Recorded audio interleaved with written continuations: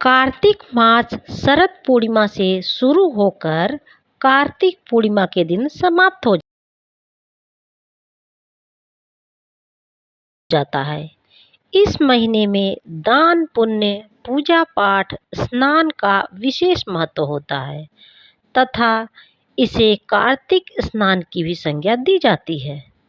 इस माह आने वाली देव उठनी या फिर प्रबोधनी एकादशी का विशेष महत्व होता है। मान्यता है कि इस एकादशी के दिन भगवान विष्णु 4 महीने की निद्रा के पश्चात जाग जाते हैं। इस दिन के बाद से ही सारे मांगलिक कार्य शुरू हो जाते हैं। हिंदू पंचांग के 12 मास में से कार्तिक भगवान विष्णु का मास होता है। इसी कार्तिक मास में दीपावली का महापर्व मनाया जाता है। पुराणों में भी कार्तिक मास की महिमा का वर्णन मिलता है। इसी मास में शिवपुत्र कार्तिकेय जी ने तारकासुर राक्षस का वध किया था। इसीलिए इसका नाम कार्तिक पड़ा, जो विजय देने वाला माना जाता है। कार्तिक मास में दीपदान, स्नान, विष्णु पूजा और तुलसी पूजा के साथ साथ पौराणिक कथा सुनने का भी विशेष महत्व होता है। तो आइए सुनते हैं कार्तिक मास की कथा। एक नगर में एक ब्राह्मण दंपति रहते थे। वे दोनों प्रतिदिन 7 कोस दूर गंगा और यमुना नदी में स्नान करने जाते थे। इतनी दूर आने जाने से ब्राह्मण की पत्नी थक जाती थी। एक दिन उसने अपने पति से कहा कि हमारा एक पुत्र होता तो कितना अच्छा होता। पुत्र के बहू आती तो हमारे घर वापस आने पर मुझे खाना नहीं बनाना पड़ता और मुझे बना बनाया खाना मिलता तथा बहू घर का सारा काम कर देती। अपनी पत्नी की बात सुनकर ब्राह्मण ने कहा, तूने बात तो सही कही। चल, मैं तेरे लिए बहू ला ही देता हूँ। ब्राह्मण ने कहा, एक पोटली में आटा डालकर कुछ मोहरे रख दे। ब्राह्मण के कहे अनुसार उसने पोटली बांधकर दे दी। पोटली लेकर ब्राह्मण चला गया। ब्राह्मण सफर के दौरान यमुना के किनारे बहुत ही सुंदर लड़कियां दिखाई दी। वे रेत में घर बनाकर खेल रही थीं। उनमें से एक लड़की ने कहा कि मैं अपना घर नहीं बिगाड़ूंगी, मुझे तो रहने के लिए ये घर चाहिए। लड़की की बात सुनकर ब्राह्मण मन ही मन सोचने लगा कि बहू बनाने के लिए यही लड़की उचित है। जब वह लड़की जाने लगी तो ब्राह्मण भी उसके पीछे पीछे उसके घर तक चला गया। वहां जाकर ब्राह्मण ने उस लड़की से कहा, बेटी, कार्तिक मास चल रहा है, इसलिए मैं किसी के घर खाना नहीं खाता हूँ। मैं अपने साथ आटा लेकर आया हूँ। तुम अपनी माता से पूछो कि क्या वह मेरे लिए आटा छान कर 4 रोटी बना देंगी। यदि वह मेरा आटा छान कर रोटी बनाएंगी तो मैं रोटी खा लूँगा। लड़की ने जाकर अपनी माँ को ये सारी बात बताई। माँ ने कहा, उचित है, जाकर ब्राह्मण देव से कह दो कि वह अपना आटा दे दें, मैं रोटी बना दूंगी। जब वह आटा छानने लगी तो आटे में मोहरे निकली।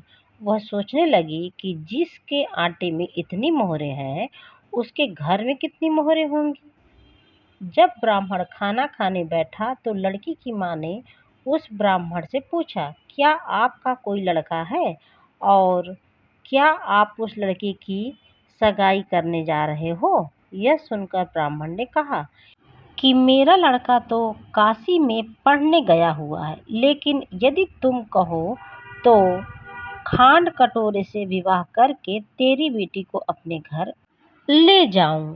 लड़की की माँ ने कहा, ठीक है ब्राह्मण देव।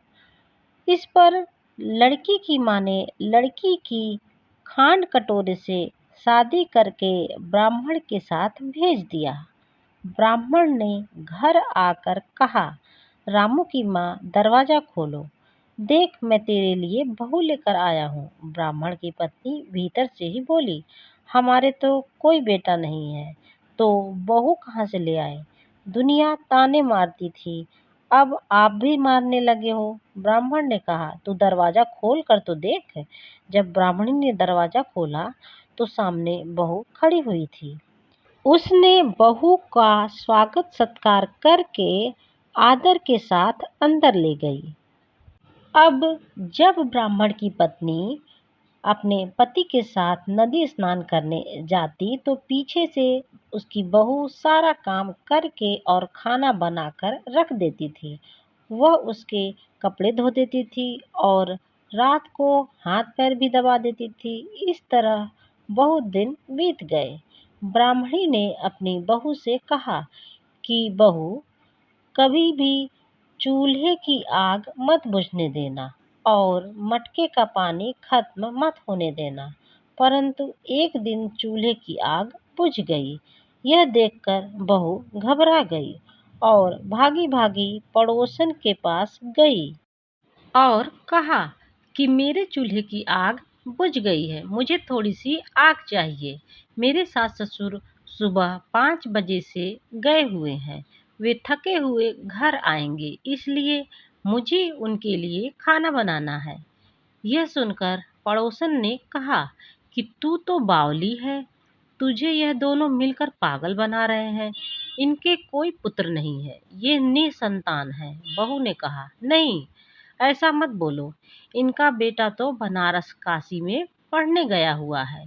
इस पर पड़ोसन ने कहा कि यह तुझे झूठ बोलकर लाए हैं, मेरी बात सच मान, इनके पास कोई बेटा नहीं है।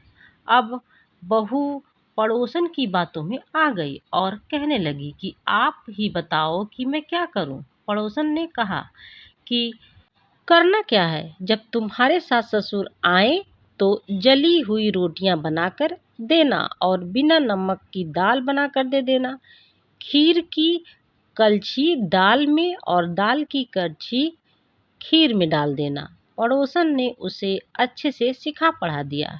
फिर जब उसके सास ससुर घर आए तो उसने न उनका आदर सत्कार किया और न ही उनके कपड़े धोए। जब उसने सास ससुर को खाना दिया तो सास बोली, बहू, आज ये रोटियां जली हुई क्यों हैं और दाल भी अलुनी है। तब बहू ने पलटकर कहा कि एक दिन ऐसा खाना खा लोगे तो कुछ बिगड़ नहीं जाएगा तुम्हारा।